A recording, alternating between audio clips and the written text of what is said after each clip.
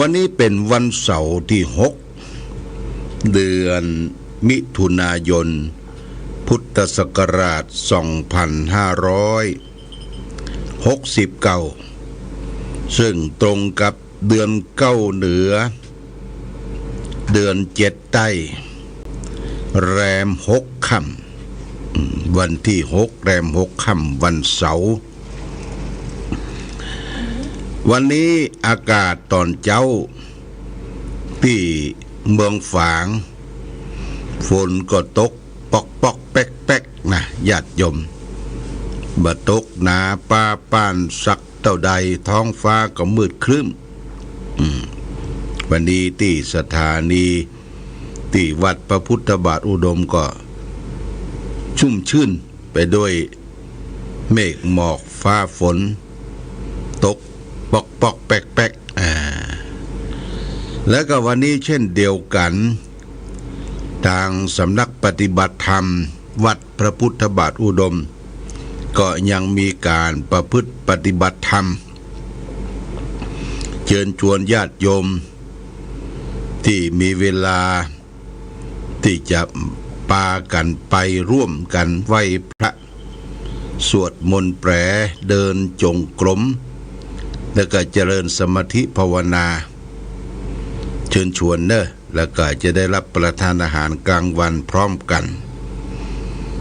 ที่ไปกันได้ก็ไปในช่วงนี้ทางเทศบาลทางองค์การบริหารส่วนตำบลองค์การบริหารส่วนจังหวัดเจ้าหน้าที่ของวัฒนธรรมส่วนเกี่ยวข้องก็จัดงานสมโภชที่จะมีการบวงสรวงดวงวิญญาณพระเจ้าฝางพระนางสามผิวค่ำมาญาติโยมจะได้ยินเสียงตึงตั้งดนตรีแล้วก็มีประดับฟืนประดับไฟที่บริเวณลานหน้าอนุสาวรีย์และพร้อมกันนั้นก็มีขายสินค้าเครื่องอุปโภคบริโภคต่างๆของกินของใจขนมนมเนยก็ไปเที่ยวไปแอวไปแหวงไปจับจ่ายใช้สอยกันได้นะวันพรุ่งนี้ก็จะมีงานใหญ่ละจะมีงานเรียกว่าตั้งแต่เจ้า7:30เป็นต้นไปเพื่อจะได้ถ่ายถวายเครื่องเส้นเครื่องไหว้เครื่องสักการะบูชาแด่ดวงพระวิญญาณพระเจ้าฝางพระนางสามผิวที่เคยปกครองบ้านเมืองที่บริเวณลานอนุสาวรีย์พระเจ้าฝางหน้าบ่อสาวาหน้าวัดพระพุทธบาทอุดมนะญาติโยมวันพรุ่งนี้ก็ว่างก็มากันเอาดอกไม้ธูปเทียนเอาเครื่องสักการะเอาผลหมากรากไม้มารวมกันผลหมากรากไม้ปัจจุบันก็จะมีลิ้นจี่มีส้มแล้วก็มีมะม่วงเงาะอะไรอย่างต่างๆนี่เอามาได้นะญาติโยมเอามาเปาะมาหอมกันถวายเจ้าพ่อเจ้าแม่พระเจ้าฝางอุดมศิลป์พระนางสามผิวที่ลานอนุสาวรีย์พระเจ้าฝางนอกจากนั้นก็จะมีศิษยานุศิษย์ลูกเลี้ยงเอียงคำก็จะได้มาฟ้อนมารำถวายตั้งแต่บวงสรวงเรียบร้อยไปจนถึงปุ่น3 โมงวะเนาะญาติโยมเพื่อก็แปลงเต้นแปลงอย่างไว้อันนี้ก็เป็นหน้าที่ของวัฒนธรรมอำเภอฝางเป็นหน้าที่ของวัฒนธรรมประจำตำบลแล้วก็มีเจ้าหน้าที่ได้มาช่วยกันจัดสถานที่เป็นที่เรียบร้อยแล้ววันพรุ่งนี้ก็มีงานใหญ่สำหรับวันฮือนี่เป็นวันเดือน9เหนือแรม8ค่ำพร่ำว่าเป็นวันประเพณีส่งน้ำวัดพระพุทธบาทอุดมวัดพระพุทธบาทอุดมส่งน้ำ พระพุทธบาทเจดีย์และก็อนุสาวรีย์พระเจ้าฝางอนุสาวรีย์ครูบาเจ้าศรีวิจัยและองค์พาราพระเจ้าละแข่งวันพรุ่งนี้จะมีประเพณีได้อาราธนาหัววัดประมาณ76วัดในเขตอำเภอฝางแม่อายชัยประการได้มาร่วมเจริญพระพุทธมนต์ในงานประเพณีนี้ก็ต้องขอขอบคุณอนุโมทนากับเจ้าภาพเจ้าศรัทธาที่รับเป็นเจ้าภาพสังทยทานชุดละ 1,000 บาท1,000 บาทก็มีรายชื่อได้นามดังต่อไปนี้ป่ออาจารย์ประทุมนานประทุมวงเพ็งแม่วัฒนาพรกิติกุล1 ชุด 1,000 บาทแม่ละพีพันเครือโย1 ชุด 1,000 บาท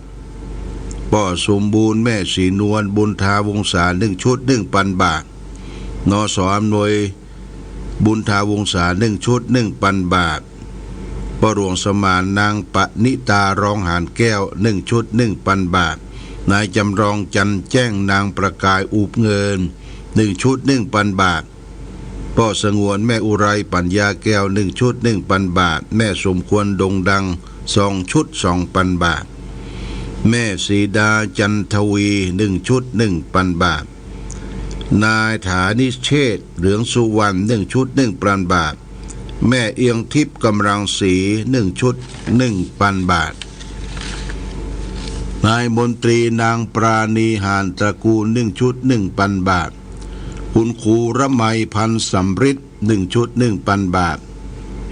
แม่เข็มทองนายชันชัยกะละบุญ1 ชุด 1,000 บาท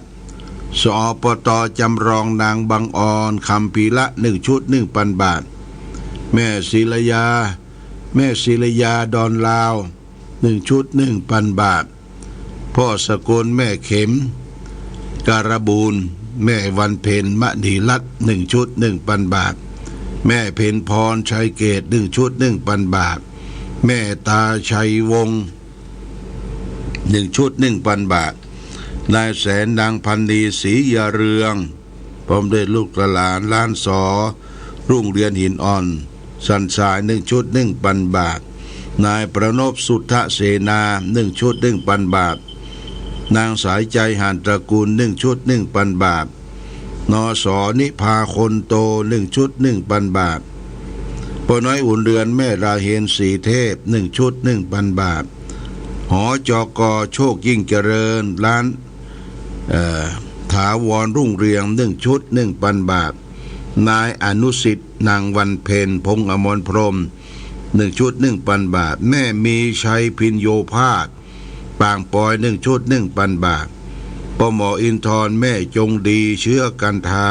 1 ชุด 1,000 บาทคุณแม่สีนวลคนโต1 ชุด 1,000 บาทคุณสมชายคุณเกษรินสุภาล้านเด่นชัย1 ชุด 1,000 บาทคุณกนกพิชัยนาบ้านห้วยงูใน1 ชุด 1,000 บาทนายสมพันธ์นางแสงแก้วกันทวัง1 ชุด 1,000 บาทนสพวงพกาพรหมเสน1 ชุด 1,000 บาทแล้วก็ติดตามมาโดยนายสัมพันธ์นี่นายสัมพันธ์นางแสงแก้วกันทวง1 ชุด 1,000 บาทนี่อ่านแล้วโมทนาสาธุแล้วก็แม่อุไรมิตรรุ่งเรืองกิจห้างทองชัยพร1 ชุด 1,000 บาทแล้วก็มีแม่พองใสดอนดีแม่พองใสดอนดีเต่าดิน1 ชุด 1,000 บาทโมทนาสาธุกับเจ้าภาพเจ้าศรัทธา ที่ได้ร่วมบุญร่วมกุศลได้ให้ได้หอมยังกองกาลกุศลเป็นเจ้าภาพสังฆยทานในงาน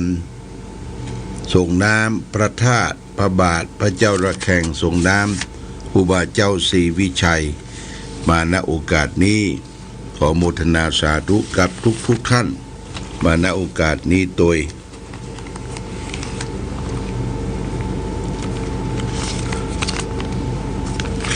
วันนี้ได้มาปะมาพบญาติโยมในวันเสาร์ที่6ก็กำเดียวก็จะได้ขึ้นมาปะมาพบกันแห่งรอบหนึ่งในการไหว้พระสวดมนต์ประจำวันเสาร์ก็ขอเชิญชวนทุกท่านนะได้มาปะมาพบกันไหว้พระประจำวันเสาร์ก็จะได้นำสารธรรมในพุทธภาษิตนำมาฝากคือแก่ญาติโยมท่านสาธุชนทั้งหลายเพื่อเป็นข้อคิดสะกิดเตือนใจนำไปประพฤติปฏิบัติในชีวิตประจำวันของเราและท่านทั้งหลายวันนี้จะเอาสารธรรมธรรมะในพุทธภาษิตบทหนึ่งนำมาฝากเป็นข้อคิดสะกิดเตือนใจ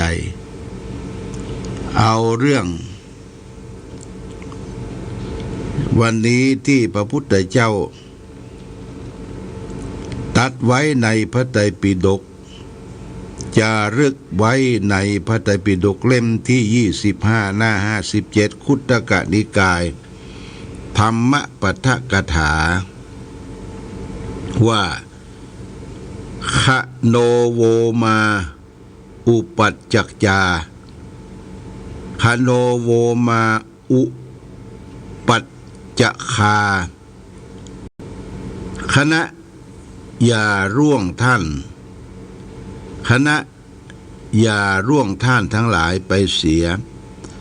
คือเรื่องของเวลาเนี่ยคณะหรือ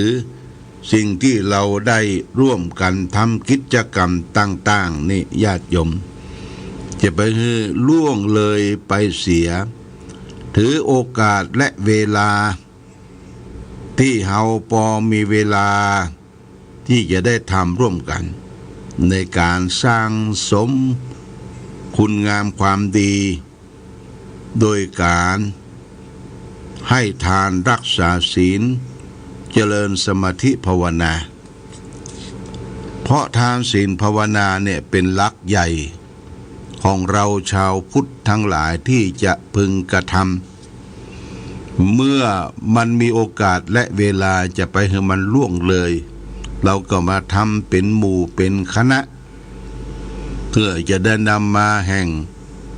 ต้นทุนต้นบุญทั้งหลายบุญเป็นชื่อของความสุขที่เราได้ยินได้ฟังเนี่ยก็ทำความอบอุ่นจิตใจว่าทำลงไปเมื่อใดคราใดก็จิตใจแช่มชื่นเบิกบานตรงกันข้ามกับการทำบาปทำความชั่วทุจริต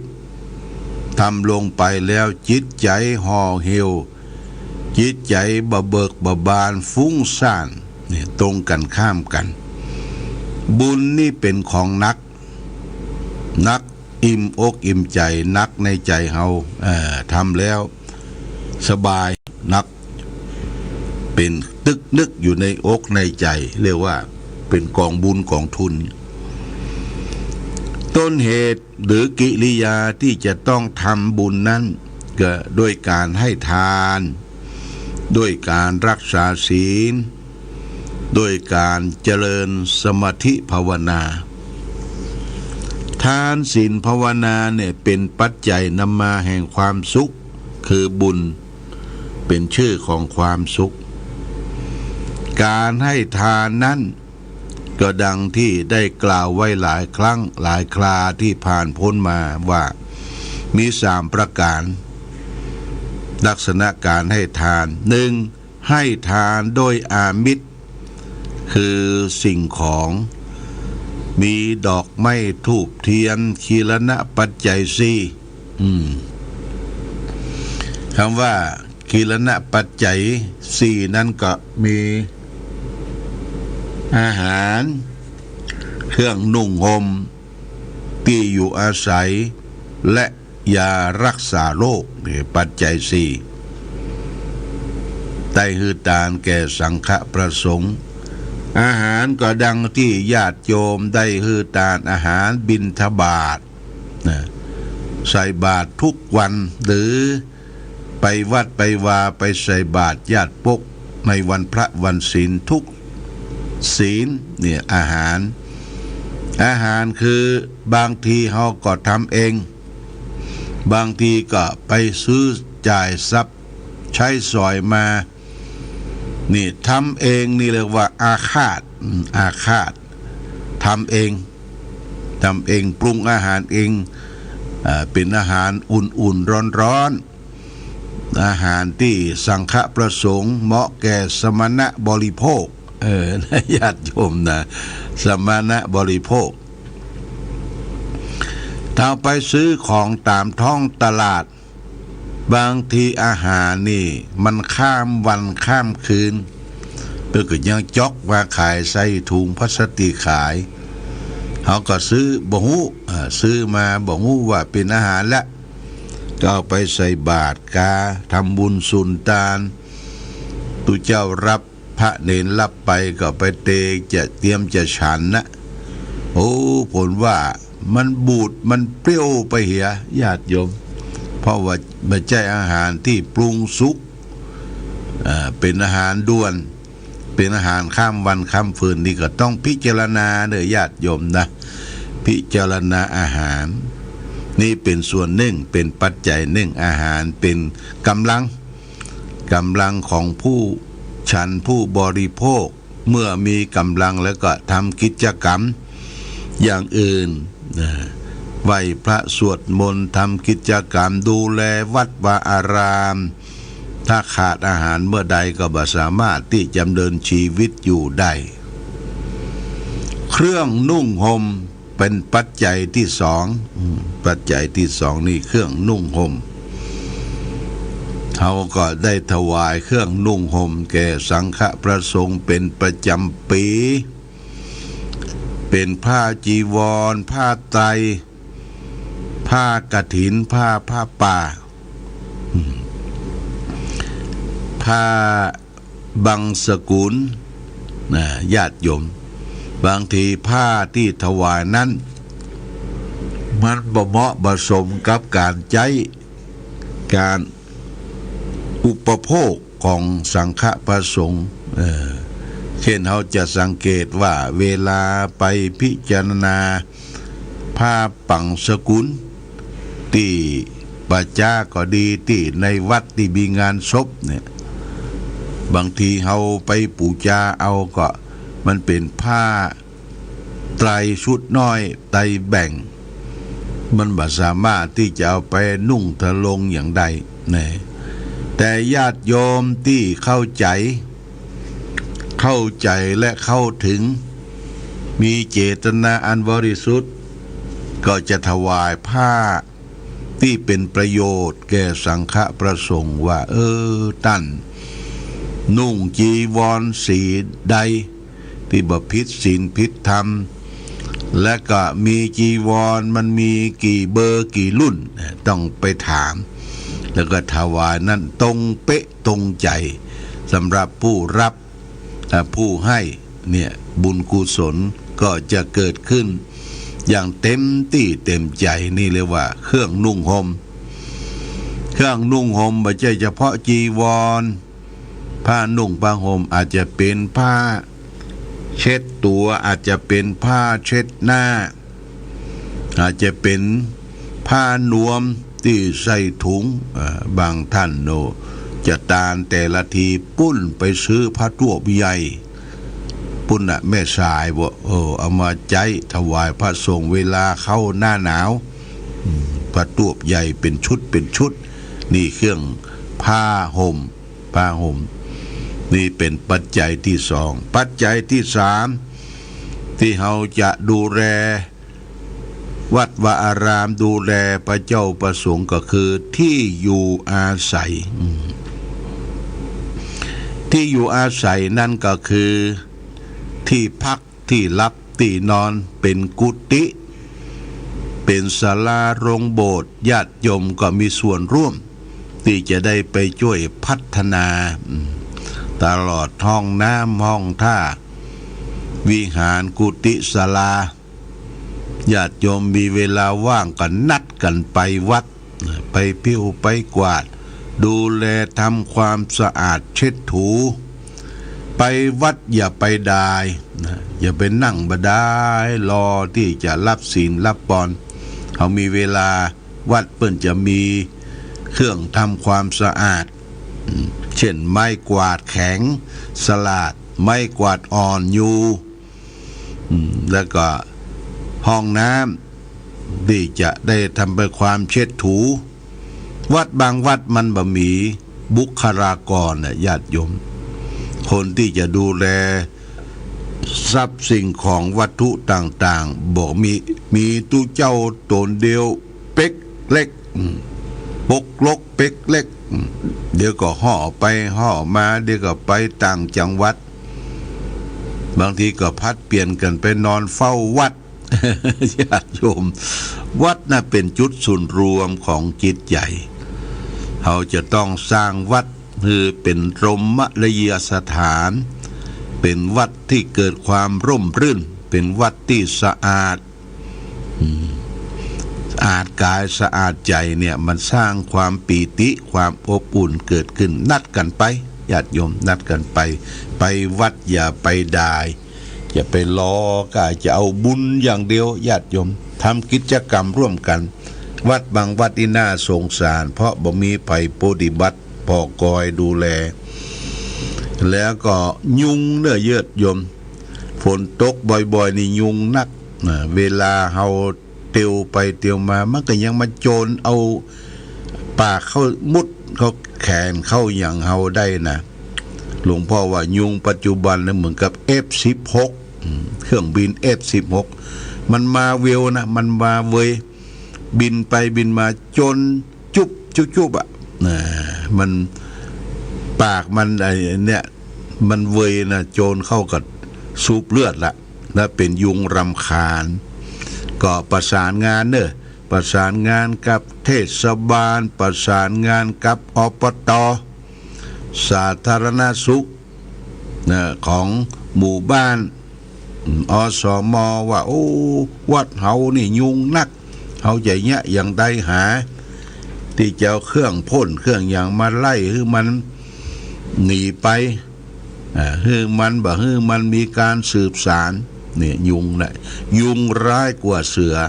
มันมากับสายฝนน้ำขังต่างๆเนี่ยญาติโยมอันนี้ก็ช่วยกันพอช่วยกันก้อยช่วยกันดูแลความสะดวกที่ฝากไว้ปัจจัยที่สี่ก็ที่อยู่อาศัยปัจจัยที่เรียกว่าที่อยู่อาศัยเนี่ยเป็นเรื่องสำคัญเราก็จะด้วยกันปฏิบัติพอกอยในฝากไว้เอาละวันนี้ญาติโยมท่านสาธุชนก็เวลาได้มาพบกันก็หมดเวลา30 นาทีในรายการธรรมะประทีปส่องต่างเดี๋ยวเขาก็ยังกลับมามาพบกันในวันเสาร์นะญาติโยม9 โมงเด้อ9 โมงก็คืนมาจุมกันที่วิหารพระเจ้าระแข่งจะได้นำไหว้พระสวดมนต์แปรเดินจงกรมเจริญสมาธิภาวนาไผมาก็เป็นการเสาะแสวงหาบุญดังที่กล่าวไว้แล้วว่าบุญจากการทานบุญจากการรักษาศีลและบุญชั้นยอดก็คือการเจริญสมาธิภาวนาอย่างนี้เป็นต้นวันนี้รายการธรรมะประทีปส่องต่างได้มาพบญาติโยมก็หมดเวลาหมดต้องขออำลาพาจากญาติโยมท่านสาธุชนไปก่อนรายการธรรมะประทีปส่องต่างต้องขอลาก่อนขอผู้ฟังจงตั้งมั่นจิตหันษาด้วยธรรมะ ขององค์พระพุทธาได้นำพาให้เกิดความสุขสงบเย็นขอเจริญพร